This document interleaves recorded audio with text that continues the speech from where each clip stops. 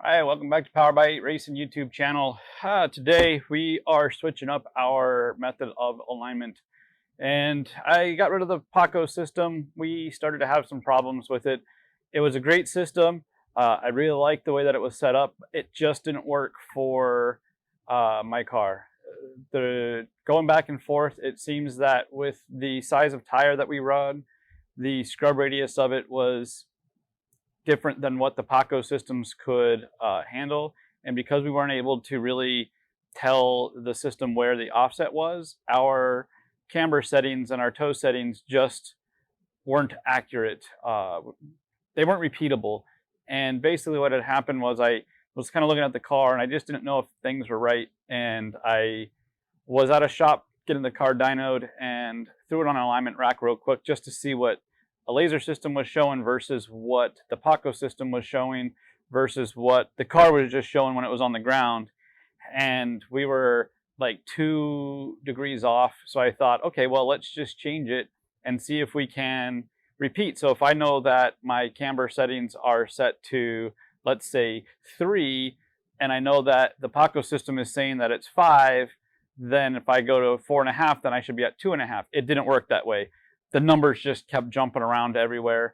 And so I reached out to everybody to see what was going on. And that was the consensus, was just that because where the wheel center line and the tire center line was and the contact patch and all these other things, I guess, that come into account when you start measuring the camber settings, it just wasn't going to work very well for the wide tires of the Corvette, which is fine. I mean, the Paco systems, he's developed a great system, and it might just be better for a less wide tire car, and that's why maybe the Miatas can get away with using it, or some of the other smaller cars, which is really, I think, where that market was. I thought it was going to be a great system, and it still is. It just isn't great for what we're doing. Power by 8.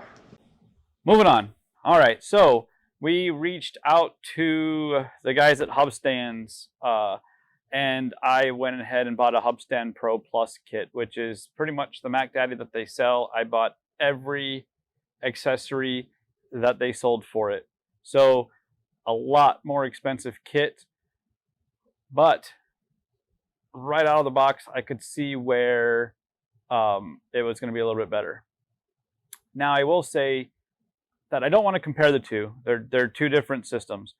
This, I'm going to have to use a full box string kit for to get our toe and everything. So there's a lot more setup with it versus the just tape measures of the Paco system. So it's really apples to oranges comparison. So I don't want this to come off as a, this is why it's better, this is why that one's not as good. That's not my goal. That's not my intentions at all here. And I really liked the Paco system, and it really got my mouth watering for maybe a more professional system that that this, I think, is going to offer. So why this system is pretty amazing. It's going to have a full box string system from BG Racing that we will talk about, and we will go through setting that up. As far as the hub stands themselves, how they are set up is it has 2 individual bearings down here, and that's what it rolls on. Then it has a mat, a pad that these will sit on, and that's its surface.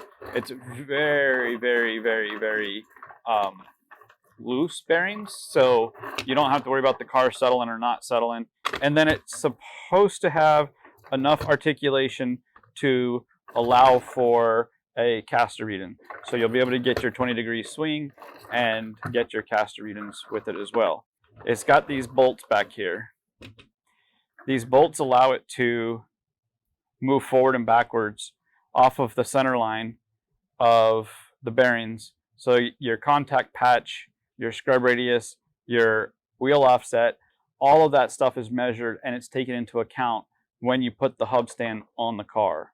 So if you have a negative or you have a positive wheel offset, you're going to have the hub stand and the contact patch exactly where it needs to be once you do the math and you do all the measurements and you set it up properly.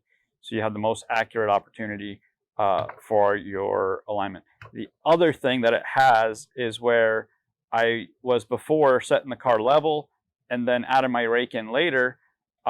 This one has, you can see the multiple holes that it has here, and this allows you to set your ride height with the Hubstand. So once you know your ride height, you can put this on and you can adjust this to meet that ride height so that this is always going to be accurate. So you're really setting your car up. You don't have to. If you want to raise it up a couple inches, fine, whatever. But if you want to be as accurate as you possibly could be, this will allow you to do it.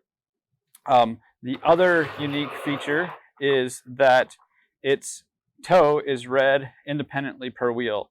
So you're not going to run a tape measure across and count bars and count flats to see what your toe is on one versus the other. Each side is individual. Each wheel is individual for its toe. And so you can see it has a little ruler here. It has a ruler here. So this sets your wheel diameter. This sets your toe, so you can see where your toe is. The string will go across this. And then the one other neat thing is you can undo one of these. I just have one sitting here. When you set the string up, you set this in the middle here, and then that's right down the middle of your hub. So now when you're setting your box up with your strings, you'll use this metal position, and then you can make sure that your box is square to your hubs on the front and the rear of the car. I went ahead and bought the BG Racing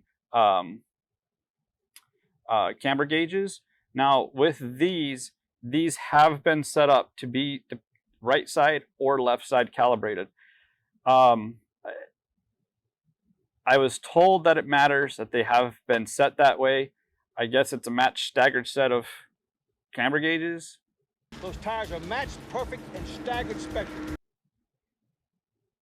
So you'll always want to use this on the right side. You'll always want to use the other one on the left side. Now, that's pretty much everything that the system has. And of course, it comes with 4 of them, and you will have to assemble it. So I'm going to go ahead and walk you through the assembly of just one of them. This is just a quick assembly. This isn't final assembly. I haven't set the ride height, and I haven't set my wheel offset. I just wanted to talk about the Hubstand itself. All right, so you have your base. You have a pull pin. This pin you'll drill a hole through later to set it. It's a set pin. Pretty simple to set up. And this is a really nice machined setup. And then it comes with a drill bit that you will, once you get everything set, you'll drill through here, and then you can put a pin through, and then that sets the, so it doesn't fall, I guess. If you can see, you can get a really detailed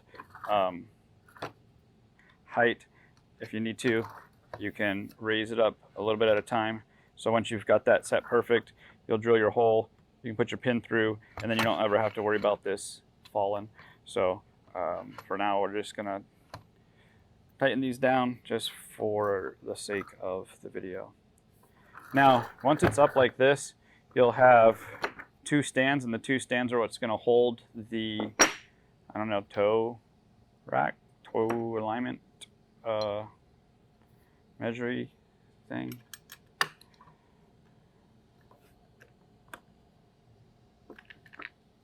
All right, so once that's on, then you can put on your Pro Stick. That's what it's called, a Pro Stick. There's 2 holes right here and here, which tells me maybe this can be used on a different, or maybe it's an older set that you can, maybe this is a little bit more narrow or something. Once that's on, then you can set your toe gauges. It's just, there's a channel.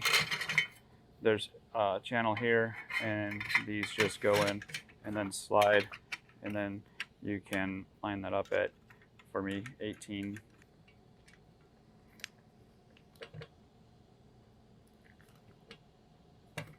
All right, so since this is the left side, again, it'll have a left side gauge, which they've already done their business to. So it's labeled L. That one has an R. It's just on a inward, and then that gives you your left side gauge. That's assembling these crudely without getting into the height. That's the quick review of these. The videos are going to be pretty long just talking about these guys, and I'll set up the other 4, and then I'll need to get some measurements for the wheel offset, and then I need to set this to be the proper offset and figure out how I'm going to get that set up and make sure that it's proper. All right, let me catch you guys up on where I am at with this setup now.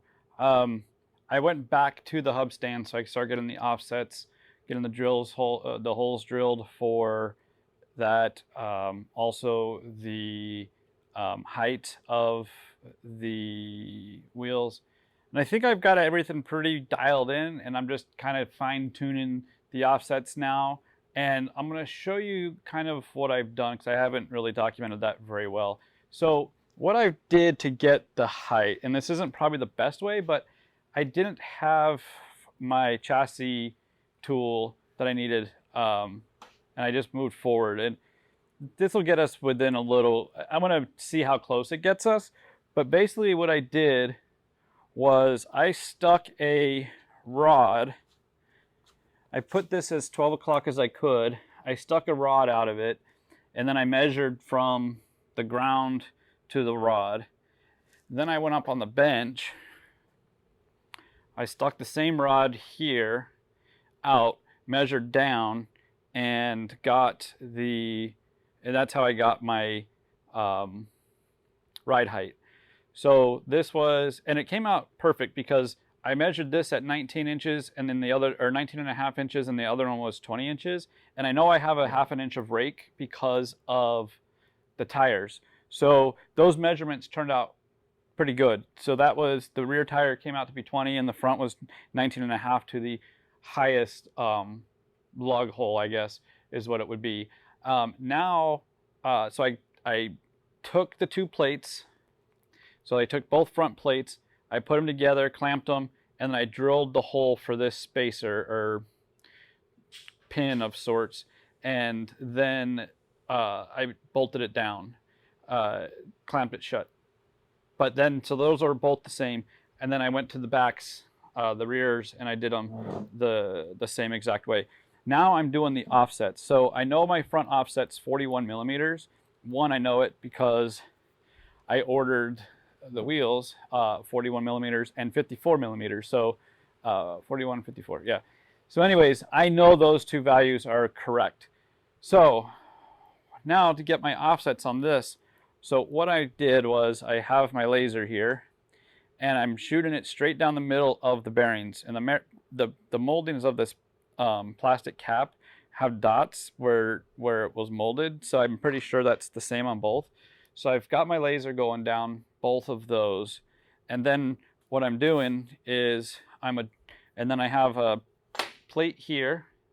I just clamped it to that so that it couldn't go any more forward than this, and then I have my ruler. Now I can get my so right now that's at 41 millimeters, and so I can tighten these nuts down and know that I'm at 41 millimeters. So you can see no matter where I go, well, it's going to be a little loose here because of that, but once that's clamped down, it should go to 41, and I can't really mimic it, but you can probably see that it will, once this gets clamped down, it should pull that all straight and whatnot. So, you know, that's how I'm doing it, and so far it seems to be working well. So let me move on with that, and that's it. I'll get all that done, and then I'll press on with the rest of the project. But I just wanted to kind of spin you up on what I've been doing for the last little bit while I get this together. All right, well, I will see you in 2 seconds. All right, so I threw the splitter back on and the hood back on just so I could take some weight. I weighed the car again with the tires on and whatnot, just so I get another baseline. It should be about 48 pounds overweight, so I've got 48 pounds to play with if I need to take fuel out or something to get down to the 3260, then I can do that. And so here's where we are. I've got the hub stands on, ready for the string kit, and I get the string kit put on there. So you can see I've got the red ones on. We're gonna put the string here, and the string will run down the side of the car to those red plates, and that's how we'll center them up. Once we've got the string centered on those, we'll take them off, and then we'll move them from here to here on the 18-inch marks, and that's how we will set our toe. So let me get some more, I'm gonna get a baseline of what this is reading before we mess with anything.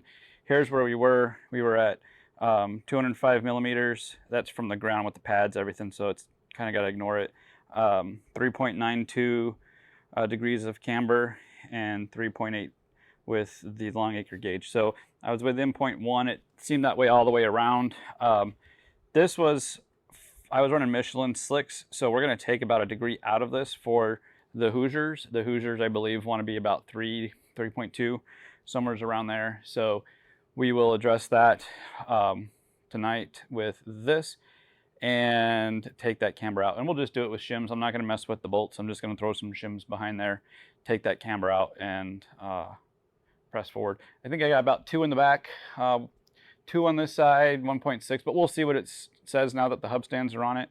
And I might not have to do anything with the rear, just the front. And then I got to fix the toe. We know the toe steering wheel was kind of off to the left. So if I had it straight, the car would drift to the right. So I want to correct that tonight as well.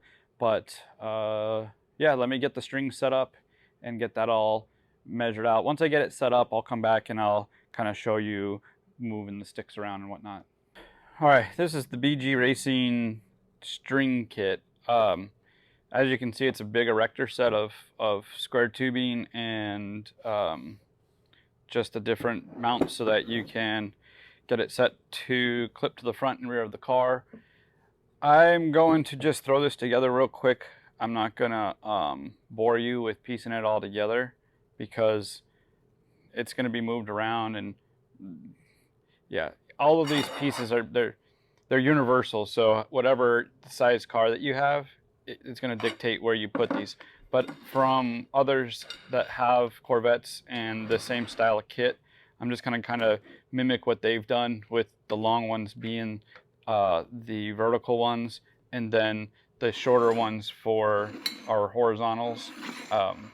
And there's also a couple of like these you can put in between here to make these longer if you need to. But I think basically what we're gonna try to do is 2 vertical, this one is horizontal, and there are instructions that are very vague, and really all it does is give you a picture of what it should look like when it's done. So pretty much that's what it should look like when it's done. It's like a big H until you put the bow staff on it. One gang kept wanting me to join because I'm pretty good with the bow staff. And yeah, so let me put this together real quick and we'll kind of just see where everything kind of falls into place. All right, so when it's done, you're gonna have this big H frame clips to the car. You can see in the background, I already put one on the front of the car, so you kind of get an idea how that goes. And then let me show you here. All right, so you can see how it clips to the front of the car. We'll put the bar through here. Once everything's level, I'll get everything leveled out, evened up, and so everything's kind of square on the car itself also. But you can kind of just see, clip it here, wherever you can on the front. You can put your foamies down. Luckily, I don't have to worry about the car being scratched because it's a race car. Anyways, that's how it'll go. That's not square. We'll square everything up, make sure everything's tight. And then the bow staff bar, oh, these things are heavy. It'll slide into there. I'm just gonna set it here for now. And it will sit across like that. And then that's where we'll throw our string to the other side of the car. And then that one will go to the other side of the car. And so let me get that going. I'll get that stuff set up, get the strings on, get everything squared up. Once I get to the point of squaring things up, I'll show you guys what I do. I still need to get the other hub stands assembled and on the car and get that stuff going. So that's what I'm gonna do next. All right, so I've got all of the pads put together for the offset or the back spacing. I guess it would be the offset, not the back spacing. But anyway, so I've got those all set for that. I have to get the pads level. Now they should be pretty close because I've done it before, but they've been moved around, so I'm going to redo it, and I'm going to show you what I do for that. What I use is a laser level, and shoot that beam across, make sure everything's there, and then I can go through and adjust the actual level of the scale pads. And then once you do it once, it's pretty easy. So as you can see here, I've just got a laser level down there on a small tripod, and then I've got 4 of the pads out with the targets on them. And then what you can see happens, and see if the camera can pick it up, but you should be able to see the line that goes across, and that basically dictates the line of the laser. So you can see them all the way back here, and that one's the one on the right's pretty faint, but you should be able to see them. Now I have a green laser. They sell a red laser also, and you can put on some pretty cool glasses and it helps you see the laser better. The camera might not be picking it up, but I can see the green laser pretty well with this. So basically all you do is you'll find your level. So this is at 2.5. This one is at about 2 3/8, so it's about an 1/8 inch short. This one is also 1/8 inch short, and this one's also an 1/8 inch. So really, this front one is the only one that, and in fact, it's actually, from the angle it's actually perfect. So my pads are level. I'm not going to mess with them. What I'm going to do is I'm just going to go through and make sure that they are all, so they're level with each other. I'm going to go through and make sure that they're level with the ground and make sure that it doesn't mess with any of the settings. But it shouldn't, as long as I am, it's almost like a corner balance in itself.